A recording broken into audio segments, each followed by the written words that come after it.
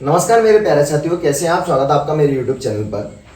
दोस्तों, बहुत सारे लोगों के मन में डाउट्स हैं कि जो वेटिंग लिस्ट है क्या वो क्लियर होगी या नहीं होगी। अगर होगी भी तो क्या इसी साल हो जाएगी या फिर नेक्स्ट वैकेंसी में जब भी अगली वैकेंसी आएगी उनको ज्वाइनिंग दी जाएगी तब हमको बुलाया जाएगा। तो ये डाउट्स मैं इस वीडियो में क्लियर करने वाला हूँ। पूरा वीडियो देखना, आपके जो भी डाउट्स हैं वो क्लियर हो जाएंगे। अभी कल के ही दिन मेरा एक दोस्त है PHQ हेडक्वार्टर में भोपाल में, उससे मेरी बात हुई थी। तो उससे मैंने बस इसीलिए फ़ोन किया था पूछताछ करने के लिए। तो उससे जब मेरी बात हुई तो उसका ऐसा कहना है कि इस बार जो है ट्रेनिंग सेंटर, जो भी ट्रेनिंग सेंटर आपको अलॉट किए गए हैं जिनका ऑलरेडी क्लियर है उनको भी भेजा जाएगा ट्रेनिंग में, और जिनके रिमेडिकल हैं उनको भी इन्हीं के साथ भेजा जाना है, और जिनकी वेटिंग क्लियर होगी उनको भी इन्हीं के साथ भेजा जाना है।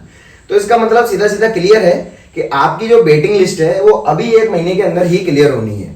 अब कैसे होगा ऐसा, आप देखिए, जिनका मेडिकल ऑलरेडी क्लियर है उनके ज्वाइनिंग लेटर आने लगे हैं, उनको आमद के लिए कॉल भी आने लगे हैं, ठीक है ना। अब जिनको रिमेडिकल दिया गया है उनको भी बोला गया है कि आपका हफ्ते या 2 हफ्ते में आपके रिमेडिकल क्लियर हो जाएंगे, क्योंकि उनको ट्रेनिंग सबको साथ में भेजना है, ठीक है ना। अब रही बात वेटिंग लिस्ट की, तो वेटिंग का क्या होगा।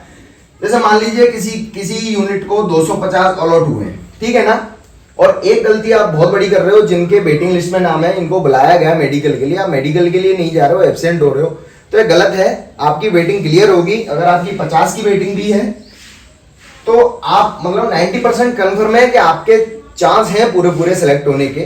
तो आप जाइए, ऐसा मत करिए कि आपने मेडिकल कराने नहीं गए, आप एब्सेंट हो गए, आप यहीं से एब्सेंट हो गए तो आपका तो ऑलरेडी कैंसिल हो जाओगे आप, ठीक है ना। तो आप मान लीजिए अगर 250 में से 50 की अगर वेटिंग है तो टोटल मिला के हो गए 300, ठीक है ना। अब 250 में से क्या लगता है आपको कितने लोग प्रेजेंट होंगे, 10-20 एब्सेंट भी होंगे, ठीक है ना। मान लीजिए कि 30 इसमें से एब्सेंट हो गए, अब बचे 220 में से कहीं का भी डेटा उठा के देख लेना, कम से कम 220 में से आपको 50 से 60 बच्चे रिमेडिकल में मिलेंगे, ठीक है ना। और रिमेडिकल का है या तो आंखों में रिमेडिकल मिला है या फिर हाइट में मिला है, और हाइट का ऐसा है कि चांस बहुत कम रहते हैं। अगर आपकी हाइट कम है तो आपको रिमेडिकल में भी 99% फेल कर ही दिया जाएगा। अगर आंखों की बात है या फिर नौकरी में या आपको और भी कहीं रिमेडिकल मिला है तो आपके चांस है। लेकिन अगर आपकी हाइट बिल्कुल ही कम है, आप नहीं हो, 0.1 सेंटीमीटर 0.2 सेंटीमीटर की बात है, तो आप हो सकता है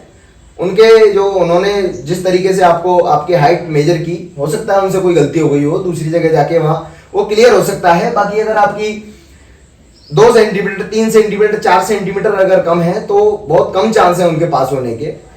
तो आप मान लीजिए अगर इसमें से 60 बच्चे और फेल हो जाते हैं, ठीक है ना, तो अब कितने बच रहे हैं इसमें 160।